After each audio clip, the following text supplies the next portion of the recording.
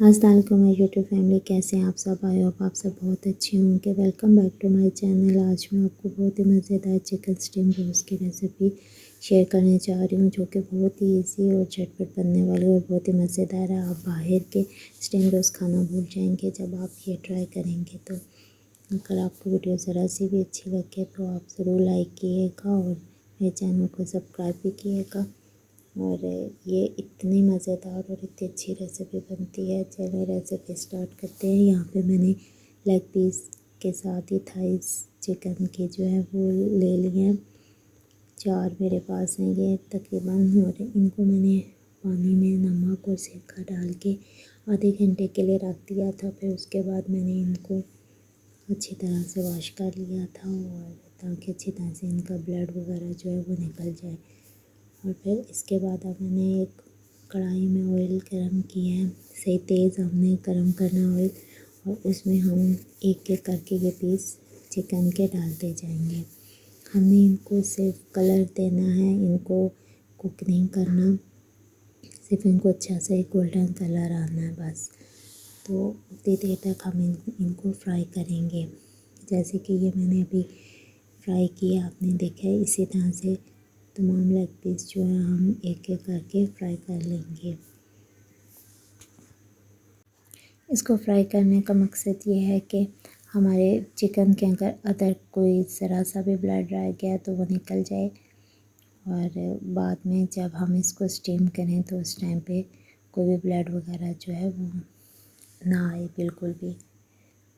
और ये देखिए, इसी तरह से मैंने ये आंच जो है बिल्कुल तेज़ रखी हुई है। मैंने आपने लो नहीं करनी है, क्योंकि हमने इसको पकाना तो नहीं है अभी, सिर्फ हमने इनको गोल्डन कलर देना है। अच्छा से कलर आ जाए तो हम पीसेस को हमने उतनी देर तक जो है वो इसको हमने फ्राई करना है।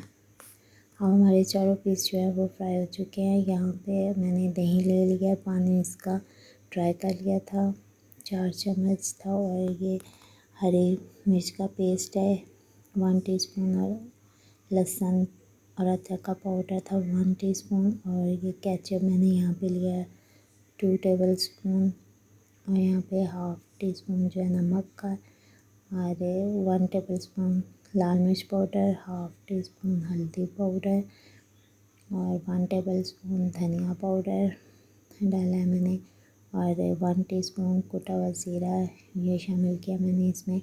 1 टीस्पून धड़ा मिर्च शामिल किया है, 1 टीस्पून काली मिर्च शामिल की है, 1 टीस्पून गरम मसाला डाला है, 1 टीस्पून इसमें मैंने टिक्का मसाला डाला है, चिकन टिक्का मसाला, और 2 टेबलस्पून जो है वो लीमू का रस इसमें मैंने शामिल किया है।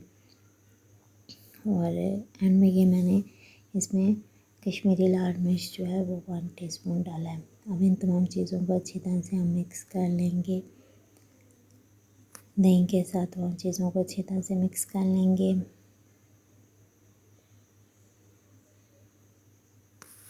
और फिर इसके बाद चिकन के तमाम पीसेस जो हमने फ्राई किए हुए थे एक एक करके इसमें मसाला लगाते जाएंगे अच्छी तरह से। अंदर जितने भी हमने इसमें कट लगाए हुए थे चिकन के पीसेस, उन तमाम कट्स के अंदर अच्छी तरह से मसाले को जो है वो आप फिल कर लें, ताकि चिकन जो है वो पूरी तरह से मसाला अच्छी तरह से इसके अंदर लग जाए, कोई भी जगह चिकन की खाली ना रहे। तमाम पीसेस को इसी तरह अच्छी तरह से हम लगा लेंगे। फिर इसके बाद इनको 1 घंटे के लिए रख देंगे हम। अगर आप बहुत जल्दी है तो 1 घंटे के लिए मैंने ओवरनाइट आप रखें तो बहुत ही अच्छा आपका इसका जो है वो फ्लेवर आएगा, 4 लग जाएंगे आपके स्टीम रोस्ट को।